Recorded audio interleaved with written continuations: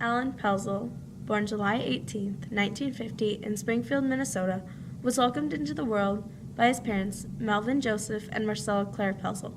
He was the oldest child in his family, and he helped welcome into the world his 3 siblings, 2 brothers and 1 sister. His brothers were named Tom and Steve, and his sister was Diane. The birth order in his family was Wayne, Diane, Tom, and lastly, Steve. In his family, his dad worked at the farmer's elevator in Sleepy Eye, and his mom worked at a clothing store, Anthony's. A game that he remembered playing often was Monopoly, and he would play with his friend Shelley and his brothers and sister. Some chores he remembered doing included washing the dishes, taking out the garbage, mowing the lawn, and shoveling snow. He only remembered one major parade, and that was on the 4th of July. Special holiday celebrations within his family included Christmas, Easter, and Thanksgiving. One of his favorite toys was a hockey board where you'd spin a dial.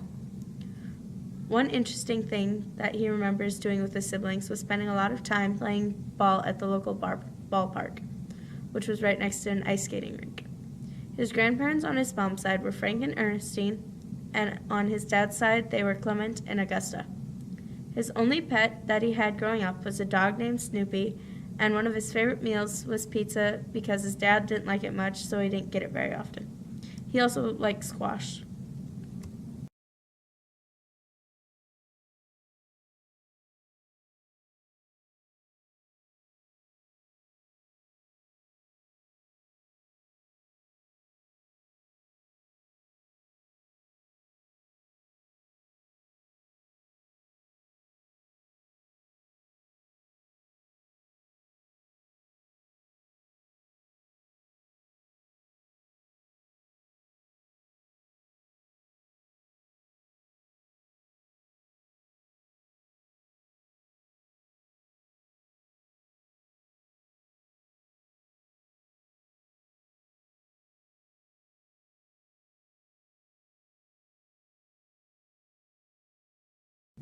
One of his favorite high school memories were sports seasons, and that he always did well in school.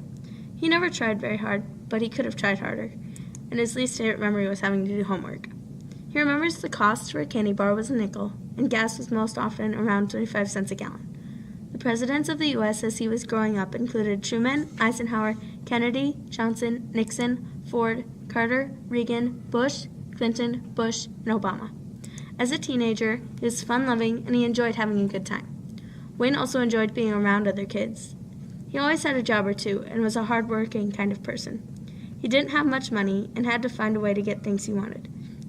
As a teenager, he had a job and he bought himself a little motorcycle, which he enjoys riding and still does today. He didn't really remember anything specific about graduating. He remembered it was at the church across the street from his school, and when he was a junior, the baseball team placed second in the state, and the score for the championship game was 4-2. That year, his football team had also had an undefeated season.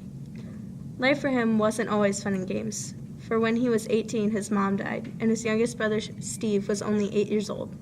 I couldn't imagine how hard it would be if my mom died when I was 18. After graduating from high school, he went to college at Morris for football, but then hurt his knee. When he went to the doctor said he shouldn't play football anymore, so it would heal better. He then decided to transfer to SMSU in Marshall, Minnesota. Wayne came back to Sleepy Eye after graduating from college, and he got a job as an English teacher and coached both football and basketball. 6 years after this, he became principal, and he was principal for 25 years. Then he was hired by the Diocese of New Ulm to become superintendent of schools in that area. He also taught drama at St. Mary's for a while. The only communities he's lived in include Sleepy Eye, Minnesota, and Marshall, Minnesota during college. Things that have changed in Sleepy Eye include that many businesses have closed, and Main Street used to be much bigger. When Wayne and Patty first got married, there were 5 hardware stores and 5 or 6 grocery stores, but now only 1 of each. Sleepy Eye has also grown in some ways, but there aren't nearly as many young people living there now.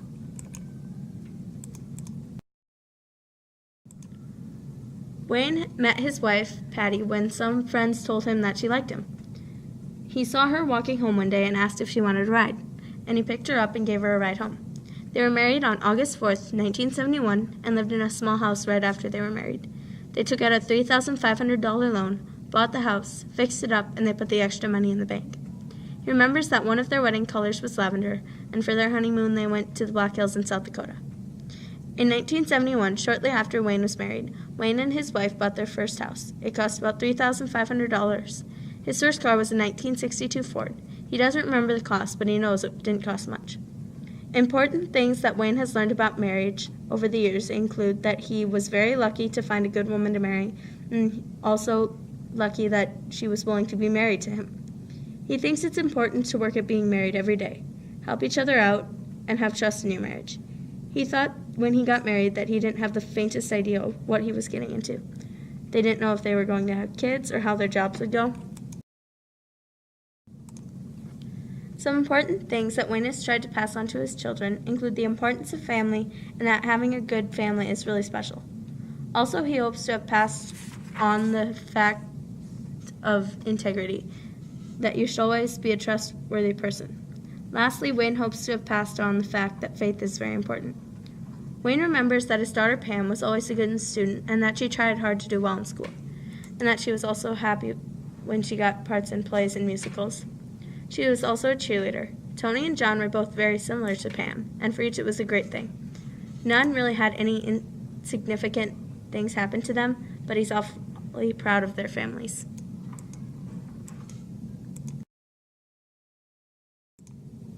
Hobbies that Wayne has enjoyed include hunting, fishing, and he always enjoyed playing sports.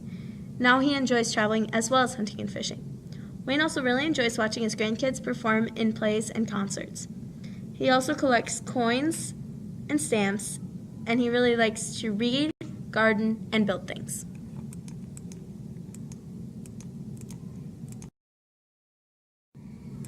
The first job that Wayne remembered having was delivering the paper on a paper route. 7 days a week, he would deliver a paper in the afternoons and a Sunday paper on Sunday mornings. Things he remembered about his first job included winning a few trips to the state fair and the amusement park, which he received by selling subscriptions. He also remembers having to collect money for the paper and that there was a mean dog on his paper route. A few jobs that Wayne had throughout high school included working at the Orchid Inn, cleaning before school, and serving food on the weekends during high school and college. After college, he got a teaching job at St. Mary's, and he also became a football coach. Wayne was also the city park and rec director part-time. The jobs he liked best were teaching and coaching. Some important things he learned about choosing a career include that it's important to work hard and also to be completely honest and trustworthy. Faith is a very important part of his life, and he was lucky to find a job at a Catholic school. He did a lot of things involved with the church and grew in his faith. Faith has always been a part of his life, especially after he went to work at the diocese. Wayne was involved in quite a few church activities. In high school, he would read the readings at Mass and has continued doing so ever since. He went to a couple of retreats and also became a communion distributor. For him, church has always been very important and has always been a large part of his life.